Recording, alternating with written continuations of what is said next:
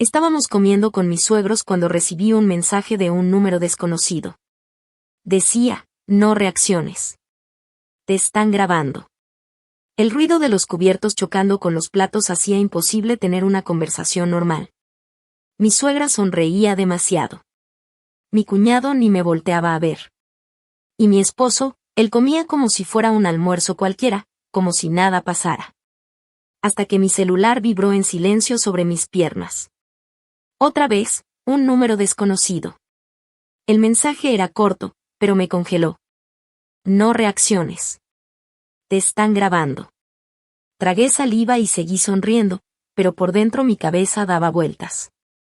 ¿Me estaban grabando? ¿Pero por qué? ¿Qué querían atrapar? No soy ninguna criminal. Soy Dakota, esposa, maestra, una mujer que jamás ha alzado la voz en esta casa. Ni siquiera después de escuchar los comentarios más pasivo-agresivos. Pero algo me decía que esto no se trataba solo de un video. Esa cámara escondida era solo el comienzo de lo que estaban planeando contra mí. Mi suegra siempre me ha mirado con desprecio. Nunca me perdonó que no vengo de una familia decente, como ella dice. Me he tenido que quedar callada mientras dice frente a todos. Hay gente que se casa solo para huir de su propia vida. Yo solo sonreí y serví más vino esa noche, pero por dentro me rompí. Sabía que su odio venía disfrazado de sonrisas falsas, y que mi esposo siempre se quedaba callado. Antes de seguir, no se te olvide darle like y suscribirte. Es gratis y me ayudas mucho. Ese mensaje durante la comida fue una advertencia. Alguien en esa casa quería protegerme o probarme. Seguí comiendo en silencio, mirando todo con atención. Un portarretratos un poco chueco, una tapa de enchufe mal puesta, un adorno nuevo en el estante, juraría que había una cámara oculta ahí. Pero si sí la había, ¿qué querían grabar? ¿Un arranque de enojo? ¿Alguna frase que pudieran usar en mi contra?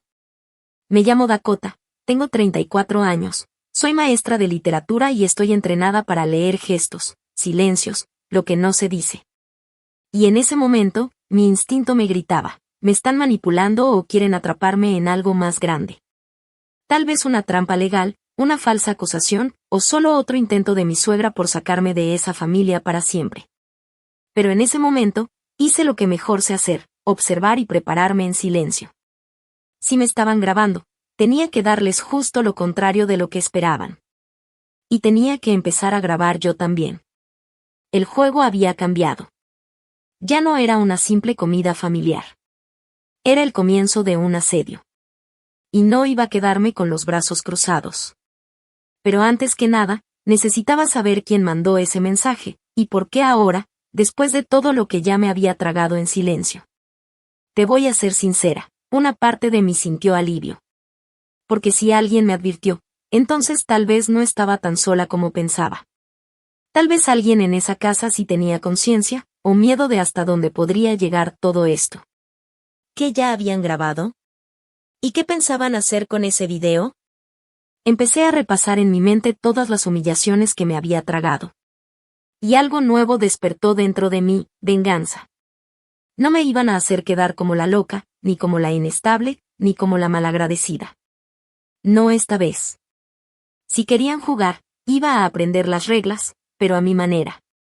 Aunque nada me pudo haber preparado para lo que encontré al día siguiente, cuando entré a la oficina de mi esposo y vi, con mis propios ojos, donde estaban guardando todas esas grabaciones.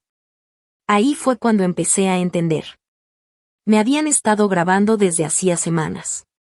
Y la razón, era muchísimo peor de lo que yo imaginaba. Esa noche, esperé a que mi esposo se durmiera. Roncaba con la paz de alguien que o no tiene secretos, o ya los ha cargado tanto tiempo que ya ni le pesan. Me levanté en silencio y caminé de puntitas hacia su oficina. Abrí la puerta despacito, sin hacer ruido. La computadora seguía prendida. En la pantalla, una carpeta con el nombre Backup Deca parpadeaba como una advertencia. Ahí supe que no estaba loca. Sí me estaban vigilando. Con las manos temblando, abrí la carpeta. Había decenas de archivos.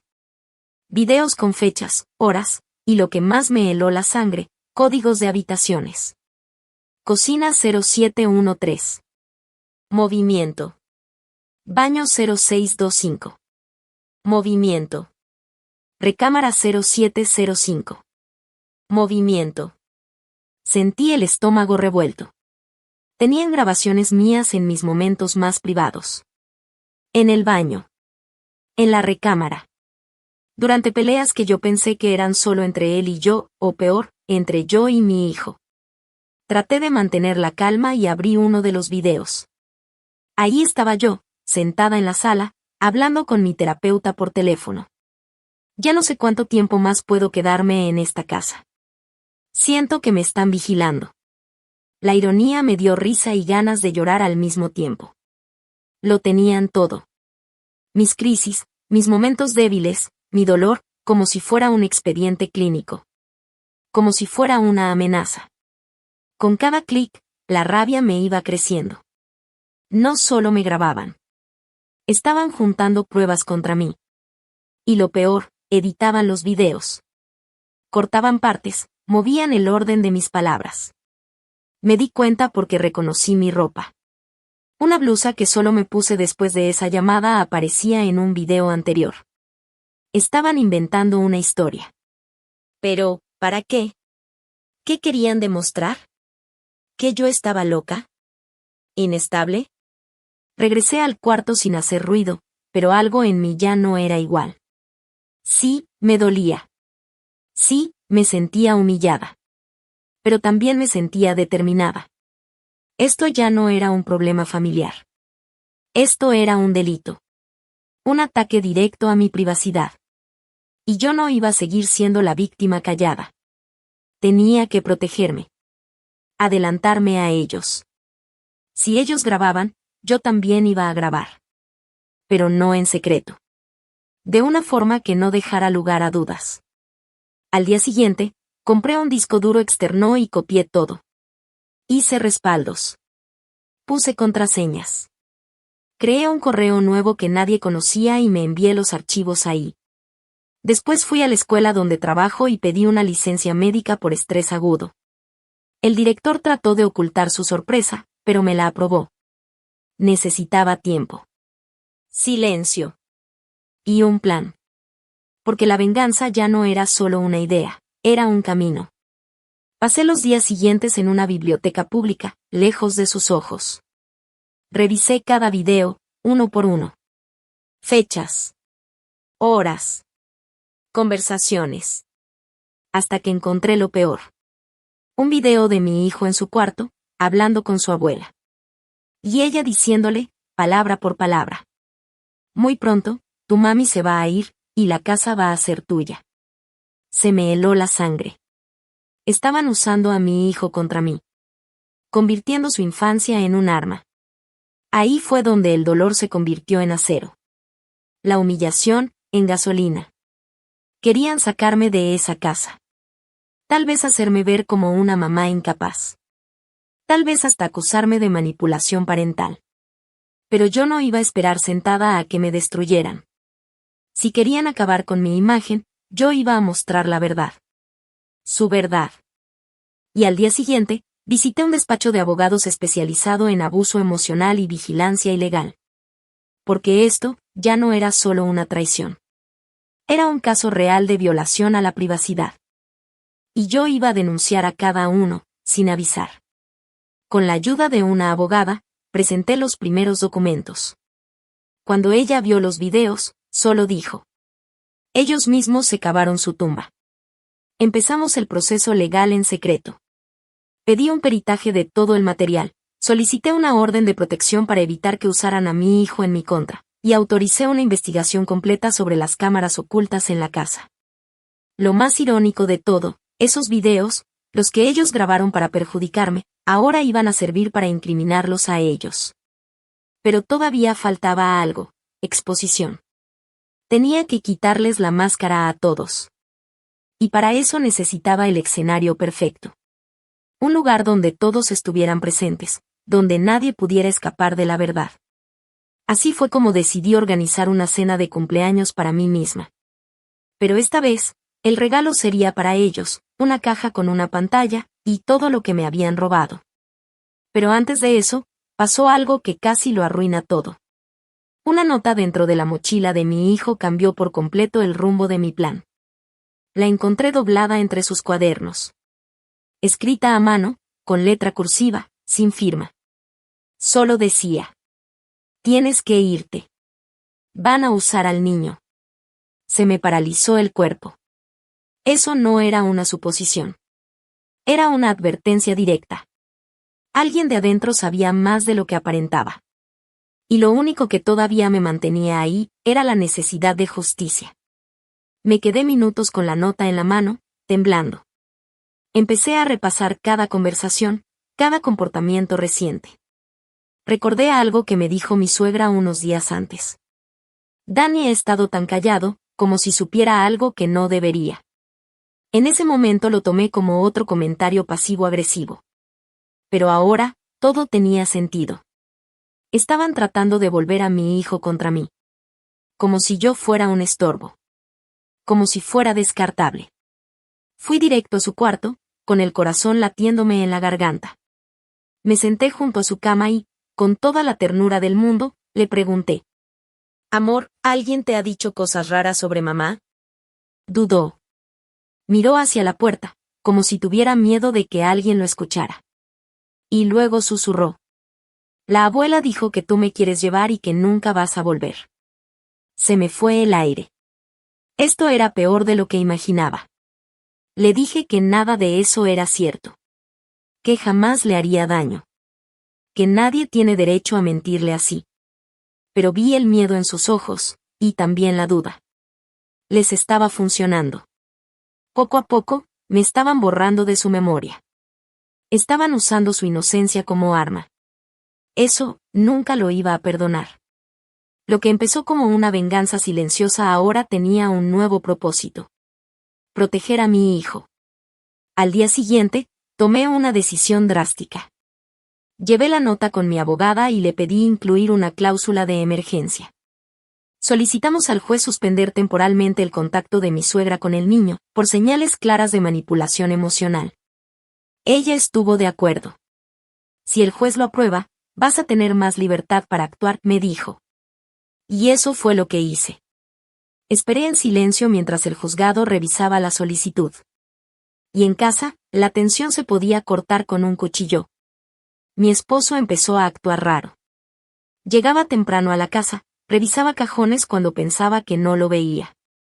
Una noche, intentó meterse a mi computadora. Lo vi reflejado en la ventana. Sabía que algo se venía, pero no tenía idea de que ya estaba en marcha. Yo estaba jugando su juego, sí. Pero con mis reglas. Y ninguno se imaginaba nada. El viernes me llegó la orden del juez. Mi suegra no podría acercarse a mi hijo por tiempo indefinido. Sonreí en silencio. No por venganza. Por alivio. Por primera vez, estaba protegiendo lo que más amo. No importaba cuántas mentiras dijeran, cuánta manipulación hicieran o cuánto me traicionaran. Yo iba a pelear. Y esta vez, iba a ganar. Ese día, algo en mí renació. Y con eso, también nació una frialdad que no sabía que tenía. La noche siguiente, mi suegra llegó a mi puerta gritando como loca. «¿Qué hiciste, malagradecida?». Se desquitaba desde la banqueta. Mi hijo la escuchó y salió corriendo al patio trasero. Yo solo cerré la puerta. Sabía que esa desesperación era solo el comienzo. Pero lo que hizo después, me agarró completamente desprevenida. Y por un momento, casi me hizo dudar de mi propia cordura. A la mañana siguiente, encontré mi coche rayado por todos lados. Pintado con letras blancas. Loca, monstruo, mala madre. Mi hijo lo vio antes que yo. Se quedó congelado en la banqueta, leyendo esas palabras como si tratara de entenderlas. Me agaché junto a él y le dije: «Alguien muy triste hizo eso». Por dentro, yo hervía. Sabía perfectamente quién había sido. Otro golpe barato para intentar quebrarme. Llamé a la policía e hice el reporte. Tomaron fotos, hicieron preguntas, pero fueron claros. Sin cámaras en la calle, sería difícil probarlo. Me quedé callada. Sabía que ella contaba con eso, con la impunidad. Lo que no sabía mi suegra, era que yo había instalado una microcámara apuntando directo a la entrada del garaje. Y esa noche, ella misma, con un abrigo negro, dejó su firma en mi portón. Mi abogada vio el video y solo dijo una frase. Ahora sí, ya tenemos todo. Adjuntamos el video al caso, y solicitamos una orden de restricción para que no pudiera acercarse ni a mí ni a la casa. Fue mi primer verdadero triunfo legal. Pero emocionalmente, yo ya estaba agotada. Mi hijo lloraba en las noches, preguntando si su abuela lo odiaba. Le dije que no. Le mentí.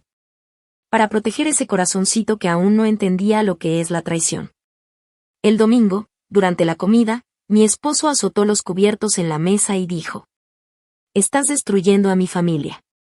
Yo ni lo volteé a ver. Seguí comiendo. Por dentro, sentí un nudo. Me estaba dejando claro de qué lado estaba. Y no era del mío. Aunque, para ser honesta, yo ya lo sabía. Su silencio ante todo el abuso siempre fue demasiado ruidoso. Y ahora le molestaba que, por primera vez, ya no me estaba dejando. Esa misma tarde, intentó detenerme cuando salí de la casa. Me acusó de estar poniéndole al niño en contra de su abuela. Dijo que eso se podía considerar alienación parental. Casi me río. Él, que permitió que me grabaran a escondidas. Ahora estaba preocupado por el bienestar emocional de nuestro hijo. Le mostré la orden del juez, las medidas cautelares. La rompió en pedazos. Pero yo tenía copias y testigos. Lo último llegó esa noche. Encontré a mi hijo llorando en el baño. Me dijo entre sollozos: «Mi papá me dijo que si tú no te compones, te pueden llevar». Me senté en el piso y lo abracé por horas. Ya era demasiado. Ahora estaban usando el miedo al abandono como arma. Ya no podía esperar más. La verdad tenía que salir. No solo en los tribunales, sino frente a todos. Era momento de encender la luz en toda esa oscuridad. Volví al plan de la cena de cumpleaños. Reenvié las invitaciones a toda la familia. Les dije que quería un momento de reconciliación. Todos confirmaron. Hipócritas. Mandando mensajes y llamadas sonrientes. Mientras estaban por tragarse su propio veneno. Renté un lugar tranquilo. Puse un proyector. Y preparé los videos. Cada uno de los videos. Sin cortes, sin edición, sin manipulación. Todo tal cual pasó. Durante la semana de la cena, mi esposo empezó a comportarse raro. Pegado al celular todo el día, susurrando en llamadas. Hasta que una noche, revisando su saco antes de meterlo a lavar, encontré un papel en el bolsillo. Era una cotización de un abogado especializado en batallas por la custodia completa. Iba a tratar de quitarme a mi hijo. Pero antes de que pudiera moverse, algo inesperado pasó. Su hermana me pidió hablar, a solas. Quedamos en vernos en un cafecito tranquilo en el centro.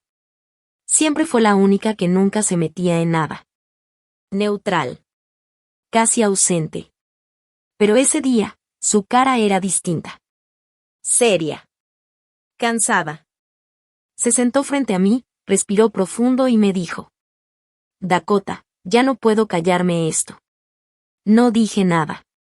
Solo la vi. Temblaba. En los ojos se le notaba la culpa. «Y esto lo están planeando desde el año pasado», continuó. «Las cámaras, los videos, todo». Sentí un frío en el cuerpo. Metió la mano en su bolso y sacó una hoja doblada. Un correo impreso. Reconocí al remitente al instante, mi suegra. El asunto decía: «Plan por si Dakota pierde el control». Y traía instrucciones claras. Como instalar cámaras escondidas. Fechas sugeridas. Frases provocadoras que debían usar conmigo, como: «No estás bien. Otra vez se te están olvidando las cosas. ¿Necesitas ayuda?». Me dijo que ella nunca estuvo de acuerdo con eso, pero tenía miedo. Miedo de que la sacaran de la familia. de perder el apoyo económico que le daba su mamá. Pero ahora, al ver hasta dónde estaban dispuestos a llegar, involucrando a un niño, manipulando a la corte, decidió salirse de todo eso. Y más que eso, me entregó todo. Haz lo que tengas que hacer, me dijo, empujando una USB hacia mí sobre la mesa. Solo, no me metas a mí. Tomé la memoria con las manos temblorosas. La rabia que sentí en ese momento fue distinta. Más fría. Más pesada. Ya no era solo dolor. Era un punto de quiebre. Ya tenía la prueba directa del plan. Detallado. Premeditado. Legalmente válido. Mi venganza silenciosa acaba de transformarse en algo más grande. Ya no solo iba a exponer lo que hicieron. Ahora también podía exponer la intención. Llevé todo con mi abogada. Leyó el correo en silencio, largo rato. Luego me miró y dijo: tienes un caso por difamación, vigilancia ilegal, abuso emocional y fraude judicial en grado de tentativa. Era mucho más de lo que esperábamos. Redactó una nueva moción basada en las pruebas. El juez la aprobó en menos de 72 horas. A partir de ese momento, legalmente, ni mi esposo ni mi suegra podían acercarse a mí ni a mi hijo. Y aún así, seguí adelante con la cena. Mantuve la invitación. Seguí sonriendo. Fingí que todo estaba bien. Ellos pensaban que me iban a acorralar con una última jugada. Pero yo era quien estaba dirigiendo el guión. Contraté a un técnico para manejar el proyector. Tenía los videos listos. Acomodé las sillas. Puse flores en las mesas. Musiquita suave de fondo. Ambiente de paz. Pura ilusión. La mañana del evento, recibí un mensaje anónimo. Hoy no confíes en nadie, ni en los que te sonríen. Por un momento dudé. ¿Estaban planeando otra cosa? ¿Una sorpresa de último minuto? Pero ya estaba lista. Nada de lo que dijeran o hicieran iba a detener lo que venía. Querían drama familiar. Querían jugar sucio. Entonces iban a probar el sabor amargo de su propia crueldad. Todos llegaron con sus sonrisas ensayadas. Me abrazaron. Me dijeron que era fuerte. Preguntaron cómo estaba. Hasta mi suegra trajo flores. Pero cuando se apagaron las luces y el proyector se encendió, el silencio cayó como una losa sobre el lugar. Y lo que apareció en pantalla hizo gritar a mi suegra. Pero lo peor, todavía estaba por venir. Porque alguien estaba a punto de levantarse a defenderla. Y esa iba a ser la última vez. La sala se oscureció. Y el video empezó con la imagen más suave posible. Yo leyéndole un cuento a mi hijo. Después, la pantalla parpadeó. Y se escuchó un audio. Era la voz de mi suegra. Ella solita se va a destruir. Solo hay que empujarla tantito. Algunos se rieron, sin entender bien. Otros empezaron a mirarse incómodos. Y entonces vino el golpe. Un montaje de 2 videos al mismo tiempo. Las versiones editadas VS los originales. Ahí estaba todo. Clarito. Cómo manipularon las imágenes. Un video mostraba que yo supuestamente había explotado una noche. Pero al lado, el original mostraba la verdad. Yo llorando en silencio, leyendo una carta de despedida de mi papá fallecido. Las distorsiones eran grotescas. Las caras en la sala empezaron a cambiar. Silencio total. Hasta que se rompió con un golpe seco. La mano de mi suegra contra la mesa. «Tú armaste todo esto», gritó. Y en ese momento, su esposo se levantó por primera vez. Levantó la voz y dijo: «Tú lo armaste, Agnès». No ella. Todos voltearon hacia él. Yo compré la primera cámara. Pero nunca supe que ibas a manipular al niño. Te pasaste. Mi suegra se quedó sin aire. Miró a todos lados como buscando una salida. Un aliado, una excusa, algo. Pero nadie se movió. Todos le estaban viendo. Mi esposo intentó apagar el proyector. Se levantó y corrió hacia la cabina. Pero el técnico que yo contraté ya estaba listo. Falta una parte, dijo, mirándome. Yo asentí con la cabeza. Y entonces apareció el siguiente clip. Mi esposo hablando con su abogado. La voy a presionar hasta que pierda la custodia. Luego nos quedamos con la casa y el niño. Una mujer de su familia empezó a llorar. Un tío se levantó y se salió. Gracias a Dios, mi hijo no estaba ahí. Ese fin de semana se quedó con un amiguito. Todo planeado. No quería que viera esto. Todavía no. Pero tenía que hacerlo. Era mi venganza. Real. Fría. Dolorosa. El momento en que cada uno tendría que verse en el espejo. No quería aplausos. Quería justicia. Y en esa sala. Por fin la sentí. Al final, nadie pudo mirarme a los ojos. Algunos pidieron perdón. Otros se fueron en silencio. Mi suegra se quedó congelada. Su esposo se alejó de ella. Mi esposo me veía como si no pudiera creer que había perdido. Arruinaste todo, murmuró. Y yo le respondí. Yo solo les quité las máscaras. Lo demás, lo hicieron ustedes solos. Me levanté, caminé hacia la puerta. Y los dejé hundirse. Ya en el coche, respiré profundo. El corazón aún me latía rápido. Pero no de miedo, sino de alivio. Mi celular vibró. Una nueva notificación del juzgado. La jueza había aprobado. Custodia temporal completa para mí. Con orden de no contacto absoluto hasta la próxima audiencia. Las palabras en la pantalla se sintieron como un abrazo. Había ganado. Pero todavía faltaba algo. Algo que nadie en esa sala esperaba. Ni siquiera yo. Llegué a casa, me quité los zapatos y me dejé caer en el sillón. Pero al prender la luz, vi un sobre blanco sobre la mesa. Sin nombre. Sin remitente. Adentro. Una sola foto. Yo dormida. Y detrás, escrito a mano. Aún no sabes de lo que soy capaz. Sostuve la foto con las manos temblando. Era reciente. Mi cabello, las sábanas, el libro caído al lado. Todo coincidía con la noche anterior. Alguien había estado dentro de mi casa. Mientras dormía. Después de todo lo que había expuesto. Después de todas las órdenes judiciales. Alguien todavía logró entrar por mi puerta. El miedo entró lento. Como veneno. No estaba segura. Nunca lo estuve. Miré a mi alrededor. Las ventanas cerradas. La puerta principal con seguro.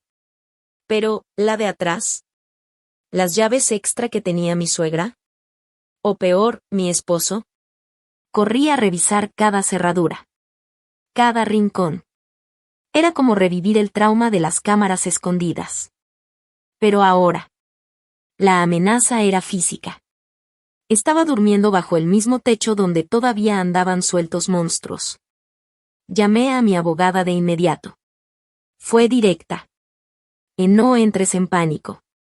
Mete la foto en una bolsita de plástico y llévala a la policía mañana temprano. Eso hice. Al día siguiente, levanté un reporte por allanamiento y acoso. La policía vino a mi casa, hicieron preguntas, revisaron el sobre. Pero en el fondo, yo sabía que si esa persona ya había llegado tan lejos, iba a ser muy difícil encontrarla. Las noches siguientes dormí con las luces encendidas. Y un cuchillo de cocina escondido bajo la almohada. Cualquier ruido me hacía sentarme de golpe. Estaba al borde de un colapso. Y eso era justo lo que querían. Querían verme inestable, débil. Para que me rindiera.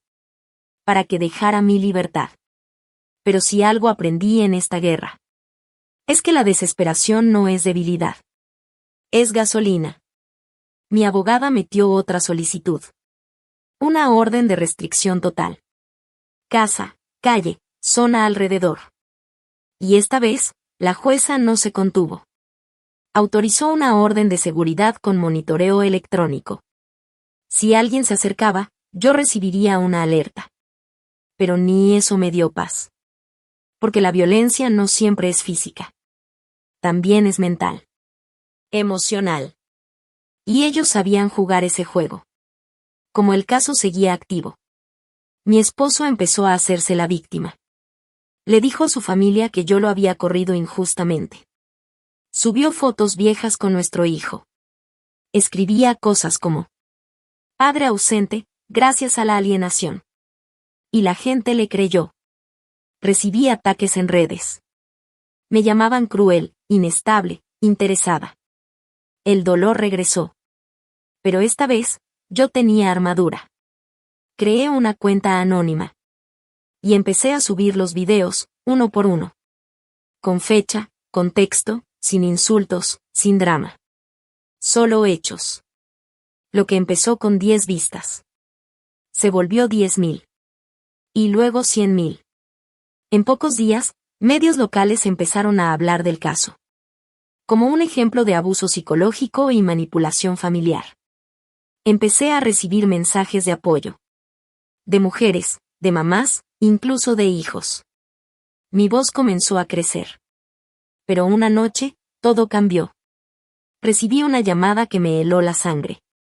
Número desconocido. La voz al otro lado, baja, metálica, disfrazada. Estás exponiendo demasiado. Y ya no somos los únicos que estamos mirando. Y colgaron. En ese momento supe que mi venganza estaba funcionando. Pero tal vez, había despertado a alguien peor de lo que imaginaba. Me quedé ahí parada, con el celular en la mano. Mirando a la nada. Esa voz no era de mi suegra. Ni de mi esposo. Era otra cosa. Más fría. Más lejana. Como alguien que mira desde fuera. Y empieza a molestarse. Y entonces lo pensé. ¿Quién más podía salir afectado con esto? ¿Quién más querría silenciarme? ¿Enterrar esta historia? Y ahí me cayó el 20. Tal vez esto iba más profundo de lo que pensé. Esa semana, el video más compartido fue el de mi esposo. Hablando con su abogado. Planeando quitarme a mi hijo y la casa. El escándalo explotó. Una creadora en TikTok contó toda mi historia. Y poco después, recibí un mensaje de una mujer. Y él me hizo algo parecido hace años. Pero nadie me creyó. Y eso encendió una chispa. ¿Mi esposo ya había hecho esto antes? Le pedí a mi abogada que revisara sus antecedentes. Y encontramos que sí había sido nombrado en otra disputa de custodia. Pero el caso nunca avanzó. La mujer lo dejó. ¿Por miedo? ¿Por cansancio? Intenté contactarla. Y para mi sorpresa, me respondió. Acordamos vernos. Y lo que me contó. Me revolvió el estómago, las tácticas eran idénticas. El patrón era claro. A ella también la habían grabado. La desacreditaron, la aislaron. Pero en su caso, él tuvo ayuda. Un amigo de la familia. Alguien con influencias. Que lo ayudó a encubrir todo. ¿El nombre de ese hombre? Un viejo conocido. El socio del despacho donde trabajaba mi esposo. Y en ese momento todo hizo clic. Él no actuaba solo. Había una red. Una telaraña. Un sistema hecho para protegerlo. Y silenciar a mujeres. Llegué a mi casa con las manos sudadas. Y me puse a revisar los papeles del divorcio. Las cláusulas, los contratos. Y ahí estaba. El nombre del socio aparecía en varios documentos. No era un simple espectador. Era parte del engranaje. Peor aún. Controlaba la mayoría de los bienes de mi esposo.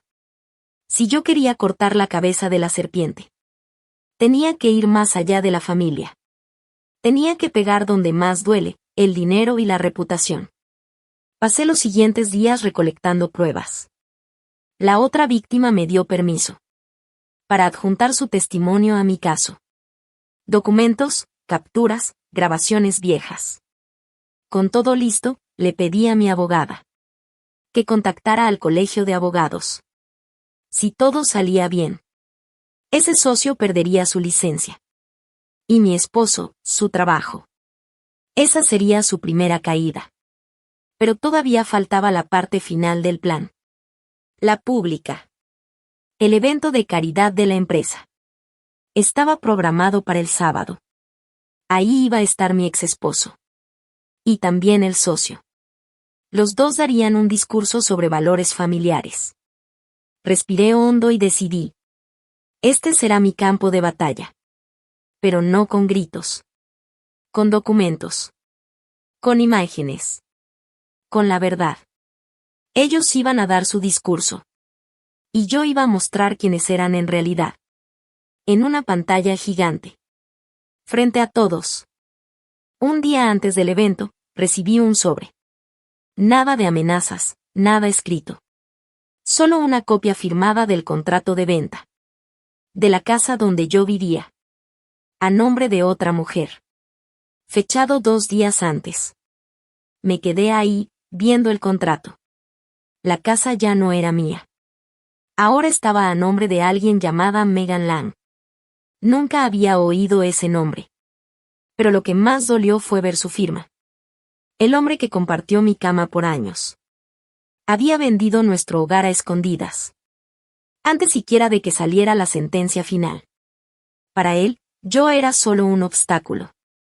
Una piedra que había que quitar del camino. Para poder empezar de nuevo. El sábado me levanté temprano. Me vestí tranquila. Ropa sencilla, el pelo amarrado. Llevaba un sobre conmigo. Adentro. Copias de todo. Grabaciones, contratos, capturas del ex. Correos del socio. Esa era mi última jugada. El salón estaba lleno. Abogados, empresarios. Familias con niños. Mi ex subió al escenario junto al socio. Hablaron de valores, de unión. Aplaudiendo su propia hipocresía. Esperé hasta que terminaran su discurso. Me levanté. Fui hacia el técnico de sonido. Le entregué la USB y le dije. Pon esto, cuando te dé la señal. Subí al escenario. Tranquila. Casi con una calma que asustaba. Tomé el micrófono. Respiré. Y dije. Perdón por la interrupción. Pero creo que todos aquí merecen ver el legado real de estos hombres. El silencio fue absoluto. Y entonces, empezó el video. Videos, documentos, pruebas. Todo en alta definición. Proyectado frente a todos. Mi ex intentó correr hacia la cabina de sonido. Pero los de seguridad lo detuvieron. El socio se puso blanco. Se cubrió la cara con la mano. Algunos se fueron. Otros sacaron sus celulares y empezaron a grabar. Nadie dijo una palabra. Durante varios minutos. Solo se escuchaba la verdad retumbando en las paredes. Esa fue mi venganza. Sin gritar. Con hechos. Con valor. Con justicia. Bajé del escenario sin mirar atrás. Y en el estacionamiento. Ahí estaba mi abogada, esperándome. ¡Felicidades! Hiciste lo que nadie más se atrevió a hacer. Al día siguiente, los 2 hombres fueron suspendidos del despacho. Se abrió una investigación oficial. La empresa perdió patrocinadores. La casa no pudo ser legalmente transferida a esa tal Megan. Porque ahora había una denuncia por fraude relacionada con la venta. Y además, me confirmaron la custodia completa de mi hijo. Me empezaron a llegar invitaciones para contar mi historia en programas de televisión. Rechacé todas.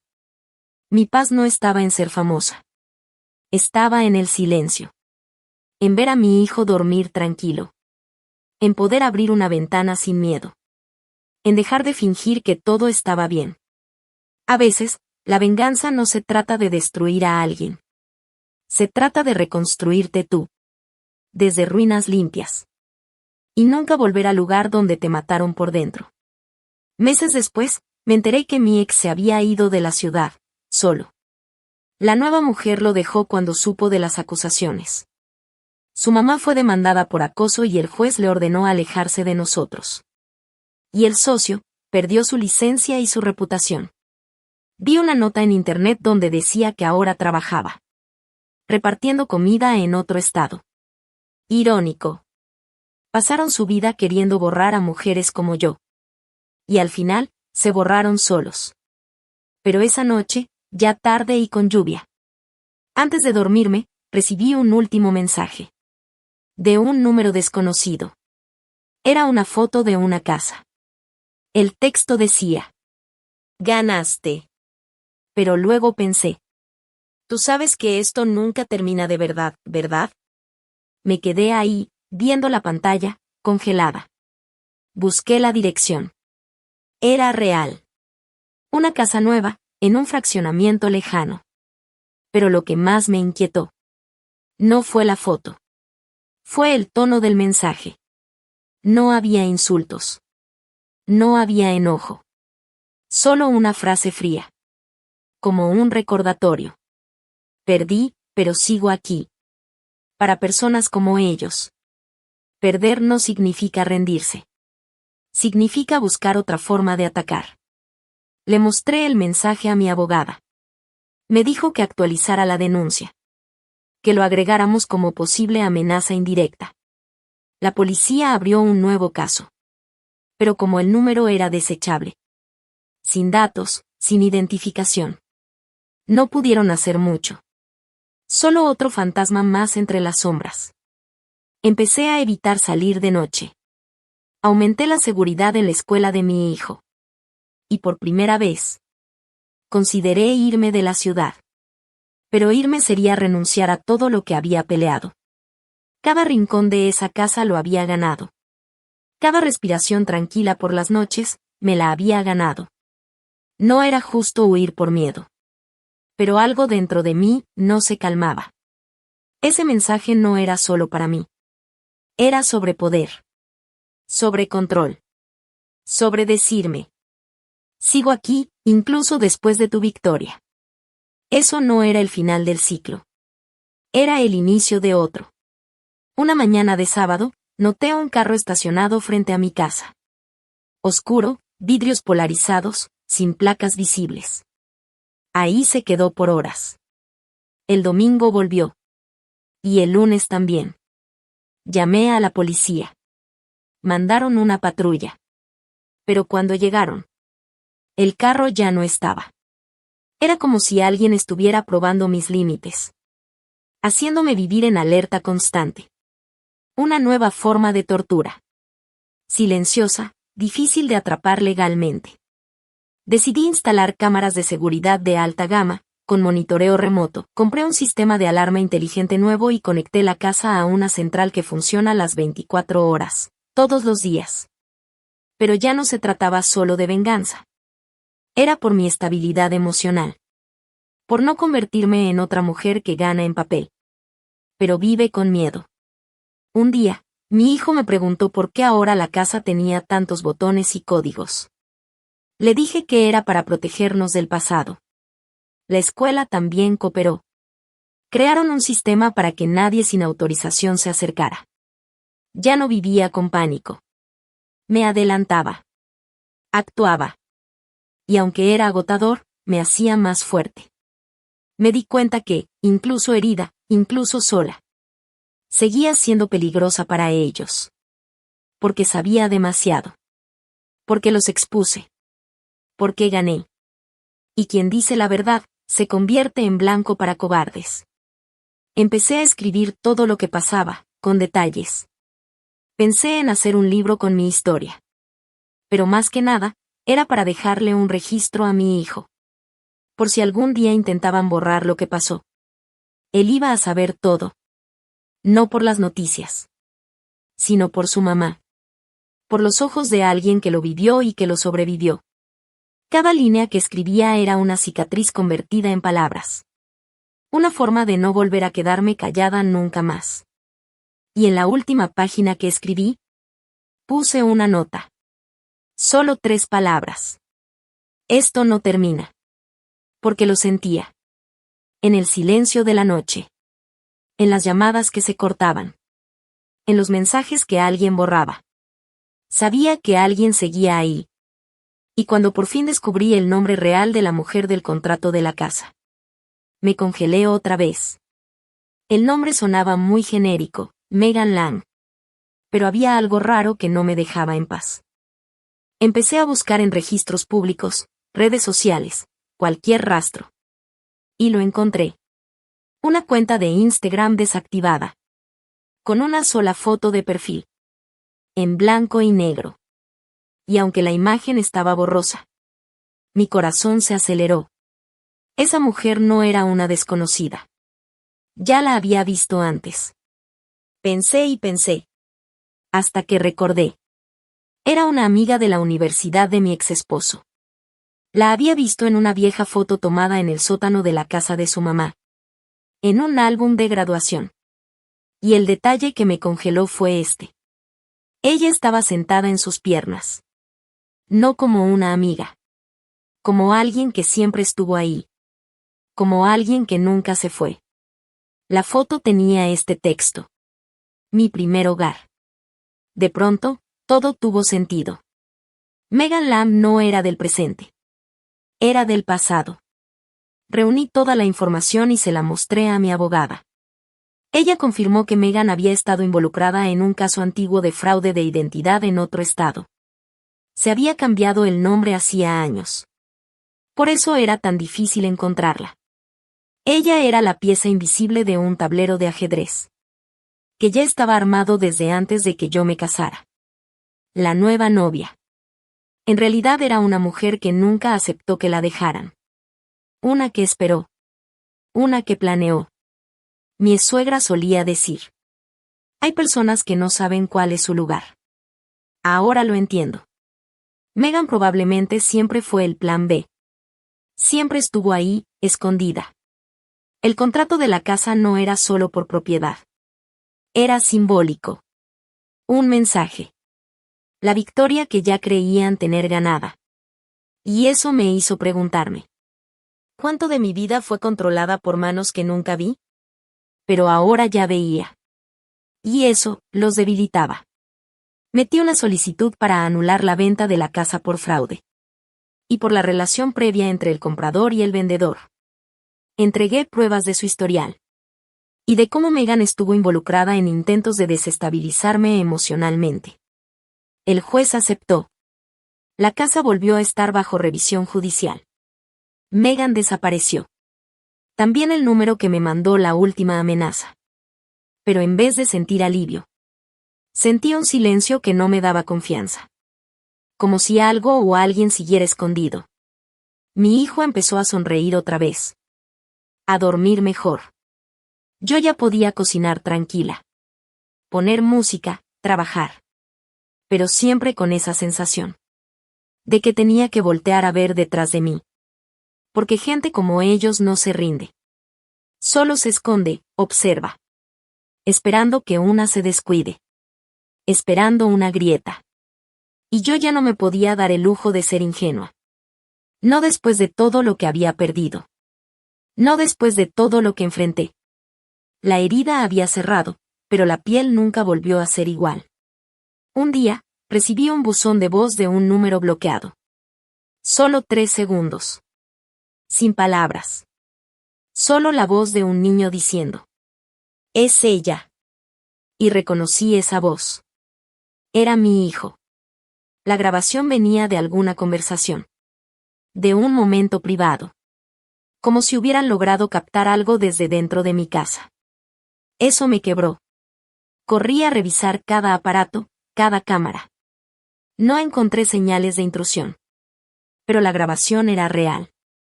La llevé con la policía. Me dijeron que quizá era falsa. Pero yo sabía que no. Era demasiado personal. Ese era el mensaje final. Todavía tenían acceso a algo, o a alguien. Esa noche, antes de dormir, me vi en el espejo. Y noté una lucecita azul que brillaba desde la lámpara. Me acerqué sin respirar. La luz salía de un puntito azul. Casi invisible. Era una microcámara. Escondida dentro del armazón metálico. Apuntando directo a mi cama. Se me doblaron las rodillas. ¿Cómo? Después de todo. Las órdenes del juez, la seguridad, los reportes. Alguien volvió a meterse en mi espacio. Otra vez. Llamé a la policía de inmediato. Se llevaron el aparato y, con el modelo, rastrearon el origen de la señal. La dirección me sonaba. Un departamento rentado a nombre de Megan Lang. Pagado por una empresa ligada al ex socio de mi ex esposo. Todo estaba ahí. Torcido. Sucio. Y ahora, por fin, expuesto. Pero esta vez no quería distancia. Quería cárcel. Con todas las pruebas reunidas. Mi abogada presentó cargos formales. Acoso. Violación de una orden judicial. Invasión de privacidad. Poner en riesgo a un menor. El juez no dudó. Expidieron una orden de cateo. La policía tocó la puerta de Megan a plena luz del día. Adentro del departamento encontraron más equipos. Notas. Y hasta fotos impresas de mi hijo y de mí. Era obsesivo. Era enfermo. Megan fue arrestada. También él es socio. Y mi exesposo fue acusado como cómplice por encubrir todo. Después de las primeras denuncias. La historia explotó en los medios. Lo que empezó como una mujer grabada en secreto. Se convirtió en un escándalo nacional de acoso y manipulación legal. Por primera vez. Vi los tres rostros en las noticias. No como ganadores, sino como criminales. ¿Y yo? Yo volví a vivir. Me mudé a otra casa. En un pueblo más pequeño. Con nuevo trabajo. Elegí una calle cerrada, con vecinos mayores y flores en todas las ventanas. Mi hijo ahora se ríe más. Va creciendo tranquilo. Sabe lo básico de lo que pasamos. Nunca volví a recibir una amenaza. Nunca más vi un carro estacionado afuera. Nunca más dormí con un cuchillo bajo la almohada. Hoy, cuando me miro al espejo, ya no veo a la mujer agotada que le tenía miedo a su propio hogar. Veo a una sobreviviente. A una madre. A una fuerza. Y si alguien algún día intenta borrarme otra vez, espero que sepan esto.